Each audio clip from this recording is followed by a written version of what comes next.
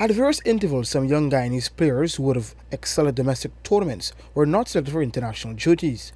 Cricket West Indies selection panel revealed that their non-selection was linked to them not meeting the required minimum standard of 40 on the yo-yo test.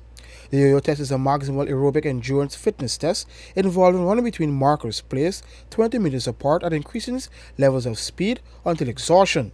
Previously, what we have done over the last year or so, we basically picked a squad based on players' performance and, of course, their experience. However, for the upcoming tournament in February, we'll be looking to make a few changes. And, of course, there are a couple of things that I discussed earlier with our selectors panel earlier this week. A few things that we have concerns about, and a couple of things that we could probably change for the betterment of Guyana cricket. And one of those that stood out is the players' performance. We have realized and recognized the majority of our batters, more so, I think the bowling department, they have been doing a wonderful job over the years, but we've been challenged with batting performance, and that is something that we want to change. Informally, he told the executive there needs to be a stricter approach to fitness and a balance should be struck between players who are solely focused on the shorter formats and those interested in the longer versions.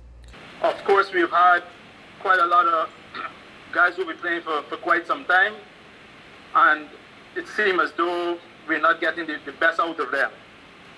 Having said that, we don't want to find ourselves in a position where we're making an overhaul of Guyana cricket or the batting department.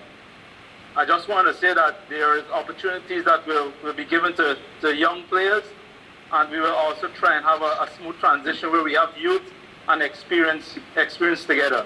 The former West Indies captain said the buck stopped at the players regarding their fitness.